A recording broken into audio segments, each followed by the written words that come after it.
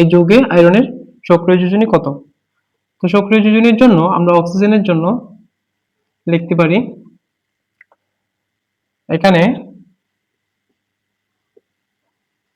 পরমাণু ইনটু যোজনী। তো দেখা যাক এখানে অক্সিজেনের যোজনী পরমাণু হচ্ছে 3, তাহলে আমরা লিখলাম পরমাণু 3 ইনটু, আমরা জানি অক্সিজেনের যোজনী হচ্ছে 2, তাহলে বসালাম 2, তাহলে 2 ইনটু 3 মানে হচ্ছে 6।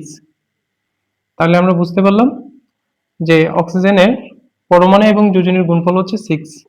ঠিক তেমনি এখানে আয়রনেরও যে পরমাণু 2 আছে তার যোজনীর সাথে গুণ দিলে 6 হতে হবে।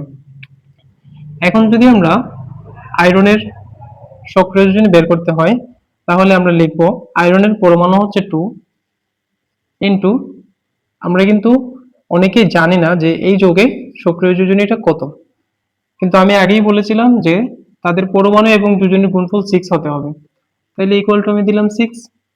তো এখন যেটা করতে হবে, দেখতে হবে 6 হতে হলে 2 এর সাথে কত গুণ দিতে হবে।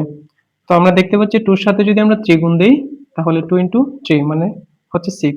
তাহলে এই 3টা হচ্ছে এখানে আয়রনের সক্রিয় যোজনী।